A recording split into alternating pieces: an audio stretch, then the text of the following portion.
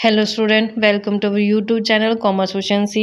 आज की क्लास में कवर करेंगे हम कंसेप्ट जो हमने लास्ट क्लास से स्टार्ट किया था, किंग डिमांड कर्व। उसमें थोड़ा सा हमारे पास कंसेप्ट रहता है, एक तो प्राइस रिजिडिटी का और क्रिटिसिज्म का। लास्ट क्लास में हमने कवर किया इसका हाफ प्रोपोर्शन, मीनिंग क्या होता है, अजम्पशंस क्या होते हैं, बेसिक सारा कवर कर लिया है। अगर अभी तक आपने लास्ट क्लासेस नहीं देखिए ताकि आपकी स्टडी में कंसिस्टेंसी बनी रहे। अगर अभी तक आपने मेरे यूट्यूब चैनल कॉमर्स एफिशिएंसी को सब्सक्राइब नहीं किया, सब्सक्राइब कीजिए और बेल आइकन जरूर प्रेस कीजिए ताकि जब भी मैंने वीडियोस अपलोड करूं सबसे पहले नोटिफिकेशन आपके पास जाए, आप वीडियोस को सबसे पहले देखें और आपकी स्टडी बूस्टअप हो। कवर करते हैं एक्सप्लेनेशन को। तो यहाँ पे प्राइस रिजिडिटी को दोनों ही कंसेप्ट साइड से समझा गया, डिमांड साइड एक्सप्लेनेशन से भी और सप्लाई साइड एक्सप्लेनेशन से भी। तो डिमांड साइड एक्सप्लेनेशन क्या कहती है कि जो डिमांड कर्व है वो रिवील करता है कि अगर कोई भी चेंज किया जाता है प्राइस में तो वो वर्स रहता है। मतलब कि अगर प्राइस में चेंज करना है तो ये प्राइस चेंज करना एक अच्छा नहीं रहेगा फर्म के लिए। A substantial number of firms customer will not purchase its product if it raise its price since other firms will not follow it. कहता है कि अगर एक फर्म ने अपने प्रोडक्ट के प्राइस को बढ़ा दिया, दूसरी फर्मों ने अपने प्रोडक्ट के प्राइस को नहीं बढ़ाया, तो जिस फर्म ने अपने प्रोडक्ट के प्राइस को बढ़ाया है तो उसकी फर्म के जो डिमांड है प्रोडक्ट की वो नहीं बढ़ पाएगी, जो उसका मोटिव है सेल बढ़ाने का वो नहीं पूरा आ पाएगा, प्रॉफिट मैक्सिमम लेने का प्रॉफिट उसका मोटिव है जो पूरा नहीं हो पाएगा, क्योंकि अदर फर्मों ने तो प्राइस रेज किया ही नहीं है। अगर आप अपनी कंपनी के प्रोडक्ट का जो प्राइस रेज कर रहे हो तो इससे आपकी नेगेटिव इम्पैक्ट है जो देखने को मिलेगा सेल के ऊपर। On the other hand if it lower it's price, अगर दूसरी तरफ देखा जाए कि अगर प्राइस को लो कर दिया जाता है तो दूसरी फर्म में भी क्या करेंगे, अपने प्रोडक्ट के प्राइस को लो कर देंगी, जिससे जिस फर्म ने लो किया प्राइस उसको तो सेल कुछ बढ़ने का कोई ज़्यादा रिजल्ट नहीं मिलेगा। इसको मैं आपको सिंपल तरीके से समझाती हूँ। यानी कि अगर एक फर्म ने प्रोडक्ट का प्राइस दिया बढ़ा, तो जो दूसरी फर्में हैं, अदर फर्म्स हैं, वो अपने प्रोडक्ट के प्राइस को नहीं बढ़ाएंगी, जिससे रिजल्ट क्या होगा कि इस कंपनी के प्रोडक्ट है कंज्यूमर खरीदना छोड़ देंगे और इन कंपनियों के प्रोडक्ट है जो खरीदने लग जाएंगे। तो इसके ऊपर क्या इम्पैक्ट पड़ेगा प्राइस बढ़ने का कि इसके जो प्रोडक्ट की सेल है वो क्या चली जाएगी, डाउन चली जाएगी। दूसरी तरफ अगर ये फर्म अपने प्रोडक्ट के प्राइस को कर देते कम, तो जो दूसरी फर्में है, अदर फर्म क्या करेंगी, अदर फर्म्स ने क्या करना है, प्रोडक्ट का प्राइस भी क्या कर देंगे, लो कर देंगे। तो जिससे इस फर्म को तो कोई खास बेनिफिट होने वाला नहीं है, इसके जो प्रोडक्ट की सेल है वो इतनी नहीं बढ़ पाएगी जितना सोचा था इसने, क्योंकि दूसरी फर्मों ने भी क्या कर दिया, अपने प्रोडक्ट के प्राइस को जो लो कर दिया। एक्सप्लेनेशन कवर करते हैं इसकी। कहते हैं कि दूसरी तरफ अगर प्राइस लो किया तो दूसरी फर्में प्रोडक्ट के प्राइस को लो कर देती हैं, तो जिससे सेल है जो फर्म की इंक्रीज वेरी लिटिल, तो बहुत कम बढ़ पाएगी। Even if A price cut increase its total revenue. कहते हैं अगर एक फर्म अपने प्राइस को कट करके अपने टोटल रिवेन्यू को बढ़ाने की कोशिश करती है, increase in the logistic cost में विल कंपनसेट इट, तो दूसरी तरफ क्या होगा, प्रोडक्ट की कॉस्ट बढ़ जाएगी। तो जहां उसने प्रोडक्ट के प्राइस को लो करके अपनी टोटल रिवेन्यू को बढ़ाया, तो वहीं कॉस्ट के बढ़ जाने से टोटल रिवेन्यू क्या होगी, कंपनसेट हो चुकी है कॉस्ट के साथ। If C D dash portions of its demand curve is inelastic, जैसा कि हमने कल डायग्राम में पढ़ा था कि जो ये हमारे पास प्रपोर्शन है, ये सी जो यहाँ से लेकर के यहाँ तक हमने जो ये डिमांड कर्व ली है, ये डिमांड कर्व थी हमारी लेस इलास्टिक, यानी कि जिसे हम इन इलास्टिक भी बोलते हैं, जैसा कि हमने कल क्लास में कवर किया था। कहते हैं सी डी डैश पोर्शन है जो इन इलास्टिक डिमांड कर्व है फर्म की, प्रॉफिट विल श्योरली फॉल, तो इससे क्या होते हैं, फर्म के प्रॉफिट डेफिनेटली कम होंगे। A price decrease will lower the firms total revenue, अगर प्राइस कम कर दिया जाता है तो फर्म का टोटल रिवेन्यू क्या हो जाएगा, कम हो जाएगा। और जब प्रोडक्शन है उसका, production of somewhat large output will increase its total cost, तो यहाँ पे प्रोडक्शन से क्या होगा, टोटल कॉस्ट बढ़ जाएगी। Moreover price cut by firm A, कहते हैं कि अगर फर्म ने अपने प्रोडक्ट के प्राइस को कट किया, मे स्टार्ट ए प्राइस वॉर, तो प्राइस वॉर स्टार्ट हो जाएगा। जैसे एक फर्म ने कम किया दूसरी भी कर देंगे, तो ये धीरे धीरे कंपटीशन स्टार्ट हो जाएगा, प्राइस वॉर स्टार्ट हो जाएगी फर्मों में।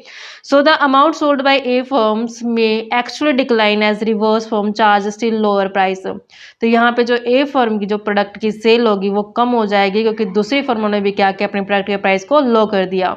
Moreover if the resulting profit are satisfactory, बेशक जो रिजल्टिंग प्रॉफिट हो सेटिस्फैक्ट्री हो to the several firms at the existing price, it may seem prudent to them not to change the price. अगर फर्मों के पास इनफ प्रॉफिट हो रहे हैं, सेटिस्फाई प्रॉफिट हो रहे हैं, तो फर्मों के लिए बेटर यही है कि अपने प्रोडक्ट के प्राइस को वो चेंज ना करें। दूसरी तरफ आता है सप्लाई साइड एक्सप्लेनेशन। कहते हैं कि दूसरा जो रीजन रहता है प्राइस रिजिडिटी का under non collusive oligopoly comes from the supply और कॉस्ट साइड। दूसरा रीजन रहता है सप्लाई साइड का और कॉस्ट साइड का। The broken marginal revenue curve which accompany the kinked demand curve suggest that within limit substantial cost change will have no effect on price and output. तो जैसा कि हमने कल diagram पढ़ा था, तो हमने यहाँ पे ये जब मार्जिनल कॉस्ट कर्व बनाया था जो कि मार्जिनल रेवेन्यू के डॉटेड प्रोपोर्शन में से होके गया था, तो यहाँ पे जो ये मार्जिनल कॉस्ट चाहे इतना हो चाहे MC1 हो, तो ये डिनोट करता है कि मार्जिनल कॉस्ट का कोई भी फैक्टर, देखो प्राइस इतना ही है, क्वांटिटी भी उतनी है, इसके ऊपर कोई फैक्टर जो देखने को हमें नहीं मिलता। तो यहाँ पे वही चीज़ बोलता है, ये कहते हैं कि the broken margin revenue curve, कि जहाँ पे वो डॉटेड प्रोपोर्शन था मार्जिन रेवेन्यू कर्व का, which accompany the kinked demand curve suggest that within limit. कहता है कि इस लिमिट के बीच में, जैसा कि हमने पढ़ा था कि जो ये लिमिट है, इस लिमिट के बीच में सब्सटेंशियल कॉस्ट चेंज, अगर कॉस्ट के अंदर चेंज होता है, will have no effect on price and output. तो कहते हैं उसका कोई इफेक्ट नहीं पड़ता प्राइस और आउटपुट के ऊपर। इट बिकम क्लियर, जैसा कि हमने डायग्राम में कवर किया है कि MC से MC1 हो गई है कॉस्ट है, जो मार्जिनल कॉस्ट शिफ्ट हो चुकी है। Will result in no change in the price और आउटपुट। तो इसका रिजल्ट है कोई भी अपने प्राइस और आउटपुट के चेंज के ऊपर नहीं देखने को मिला। MR will continue to be equal to MC और MC1। MR जो कंटिन्यू इक्वल है, चाहे वो MC हो चाहे वो MC1 हो, आउटपुट उसका OQ ही रहेगा और जो प्राइस है उसका OP ही रहेगा। तो इस तरीके से बच्चों हमारे पास ये प्राइस रिजिडिटी बनती थी डिमांड साइड से भी और सप्लाई साइड से भी। अब इसकी क्रिटिसिज्म कवर करते हैं कि जो किंग डिमांड कर्व है इसकी क्या कमी है। सबसे पहले कहते हैं does not explain price determination. तो यहाँ पे जो अनदर इकोनॉमिस्ट है वो कहते हैं कि यहाँ पे इसने बताया ही नहीं है किंग डिमांड कर्व के अंदर कि किस तरीके से जो प्राइस को डिटरमाइन किया जाए। कहते हैं kinked demand curve is criticise on the ground that it does not explain how the prevailing price determine. कैसे प्रिवेलिंग प्राइस को डिटरमाइन किया जाए ये तो बता ही नहीं इसने अपने थ्योरी में। It merely have to explain why oligopolist will not change the prevailing price. तो यहाँ पे तो सिर्फ ये बताया इसने कि ओलिगोपोलिस्ट को क्यों अपने प्रोडक्ट के प्रिवेलिंग प्राइस को चेंज नहीं करना चाहिए अगर उसको रीजनेबल प्रॉफिट हो रहे हैं। दूसरी तरफ जो बॉमर्स हैं वो कहते हैं कि जो किंग डिमांड कर्व थ्योरी है वो डिज़ाइन नहीं की गई डील करने के लिए ओलिगोपोलिस्ट प्राइस और आउटपुट डिटर्मिनेशन से। यानी कि बॉमल कहते हैं कि जो ये किंग डिमांड थ्योरी है ये तो बताती ही नहीं है कि कैसे प्राइस और आउटपुट को डिटरमाइन किया जाए ओलिगोपोली के अंदर। Rather it seeks to explain why once the price quantity combinations has been decided upon it will not readily change। तो ये तो सिर्फ ये बताता है कि अगर एक बार प्राइस और क्वांटिटी डिटरमाइन हो चुकी है तो उसको चेंज नहीं करना चाहिए। And showed the kinked demand curve explain price rigidity but not price itself. तो यहाँ पे तो क्या बता दे, प्राइस रिजिडिटी बता दे कि प्राइस को चेंज ही मत करो, बल्कि ये तो बताया ही नहीं है प्राइस इटसेल्फ की कैसे डिटरमाइन किया जाए। दूसरा आता है कि रॉन्ग अजम्पशंस, कि जो ये थ्योरी है जिन अजम्पशंस के ऊपर बेस्ड है वो अजम्पशंस क्या है, रॉन्ग है। कहते हैं जो थ्योरी किंग डिमांड कर्व की वो रॉन्ग अजम्पशंस के ऊपर बेस्ड है। कौन सी रॉन्ग अजम्पशन, वो ये अजम्पशन है कि firm will follow price decrease but not price increase. ये अजम्पशंस ये मान के चलता है कि अगर एक फर्म प्राइस को डिक्रीज कर दे तो दूसरी फर्म प्राइस को डिक्रीज कर देंगी, अगर एक फर्म प्राइस को इंक्रीज कर दे दूसरी फर्म प्राइस को इंक्रीज नहीं करेंगी। ये अजम्पशन कहता है गलत है, कि जो ये अजम्पशन है किंग डिमांड कर्व थ्योरी की, कहता है will not be proved empirically, कहते हैं प्रूव नहीं होती है। Oligopoly price are not as rigid particularly in an upward direction as the kinked demand theory implies. कहता है जिस तरीके से ना किंग डिमांड थ्योरी में बताया गया प्राइस रिजिडिटी के बारे में उस तरीके से रियलिटी में नहीं पाया जाता। इन्फ्लेशनरी पीरियड जब आया था 1970 में और अर्ली 1980 में, तो ओलिगोपोलिस्ट जो फर्म थी जब उन्होंने रेज किया प्राइस को तो फ्रिक्वेंटली सब्सटेंशियली दूसरी फर्मों ने भी प्रोडक्ट के प्राइस को रेज कर दिया था। Such price increase prove that the theory of price rigidity could not be proved empirically. तो ये चीज़ बताती है कि तो यहाँ रियलिटी में तो क्या हुआ, इन्फ्लेशन जब आया 1970 अर्ली 1980 में, जब ओलिगोपोलिस्ट फर्म ने प्राइस को रेज किया तो दूसरी फर्म ने भी प्राइस को रिलीज कर दिया था। तो यहाँ पे तो फिर रियलिटी में लागू हुई ही नहीं है थ्योरी। जो स्टिगलर्स कहते हैं there is a little historical basis for a firms to believe that price increase will not be matched by reverse and that price decrease will be matched। तो यहाँ पे कहते हैं कि little historical base है जिसमें बोला जाता है कि एक फर्म अगर प्राइस को डिक्रीज करे दूसरी फर्म में मैच कर लेंगे उसके प्राइस के साथ, अगर एक फर्म प्राइस को इंक्रीज करे दूसरी फर्म में मैच नहीं करेंगी। नेक्स्ट जो इसकी क्रिटिसिज्म आते हैं, इग्नोर नॉन प्राइस कंपटीशन। तो कहता है जो नॉन प्राइस कंपटीशन होता है उसको इग्नोर कर दिया।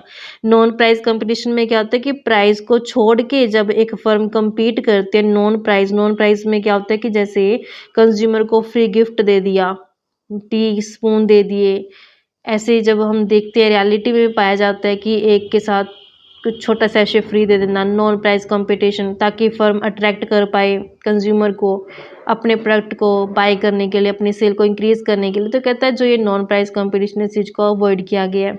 The price rigidity theory does not take into consideration. तो यहाँ पे प्राइस रिजिडिटी थ्योरी में कंसिडर किया ही नहीं गया नॉन प्राइस कंपटीशन को। जो ओलिगोपोलिस्ट फर्म में charge the prevailing price but allow several concession to the customer.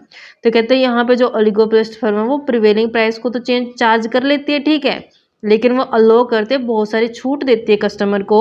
It makes real price flexible. तो यहाँ पे जो रियल प्राइस होता है वो तो फ्लेक्सिबल होता है, इवन इफ मनी प्राइस में रिजिड। ठीक है, मनी प्राइस रिजिड हो सकता है लेकिन रियल प्राइस तो क्या रहता है, फ्लेक्सिबल होता है। In fact the Sweezy model ignore credit facility. तो यहाँ पे स्विजी मॉडल ने इग्नोर कर दिया कि क्रेडिट फैसिलिटी जो कि उधार में कंज्यूमर को दिया जाता है माल, उसको अवॉइड किया है। कंसेशंस और other promotion facility given to the customer, ये सारी क्या कर दी, इग्नोर कर दी हैं। तो ये कस्टमर को कंसेशंस भी दी जाती है, कुछ प्रमोशनल फैसिलिटीज़ भी दी जाती है, जिसके बारे में स्विजी किंग डिमांड कर्व के अंदर है जो कोई भी जिक्र नहीं किया गया। नेक्स्ट आते इग्नोर किया गया कम्पिटिटिव रिएक्शन को। कहते जो king demand curve analyse ignore करते कम्पिटिटिव रिएक्शन पैटर्न को, कि कम्पिटिटिव का क्या रिएक्शन रहेगा उसको इग्नोर किया गया है। प्रोफेसर बोमर्स कहते हैं द किंग की demand curve does not show how the oligopolist firms view of competitive reactions pattern can affect the changeability of whatever price it happens to be charging. तो यहाँ पे king की demand curve का जो professor बोमल्स ने criticise करते हुए कहा है कि ये शो नहीं करती कि क्या रहेगा oligopolist firm view point of view से कम्पिटिटिव रिएक्शन पैटर्न क्या रहेगा, क्या उसका इफेक्ट पड़ेगा अगर प्राइस जो चेंज किया जाता है, जो चार्ज किया जाता है प्राइस, उसके ऊपर क्या इफेक्ट पड़ेगा कम्पिटिटिव रिएक्शन पैटर्न का। तो उस चीज़ को अवॉइड किया गया, कम्पिटिटिव रिएक्शन को अवॉइड किया गया। तो ये कमियां थी इसमें। आई होप कि आपको ये टॉपिक क्लियर हो गया होगा। इसी के साथ हमारा जो स्विजी किंग की डिमांड कर्व है जो कवर होता है बच्चों, नेक्स्ट क्लास में कवर करेंगे नया टॉपिक। ऐसे ही रेगुलर वीडियो देखने के लिए आप मेरे यूट्यूब चैनल कॉमर्स एफिशिएंसी को सब्सक्राइब, लाइक और शेयर करें, बेल आइकन जरूर प्रेस करें ताकि जब भी मैंने वीडियोस अपलोड करूँ सबसे पहले नोटिफिकेशन के पास जाए, आप वीडियोज़ को सबसे पहले देखकर आपकी स्टडी बूस्ट अप हो।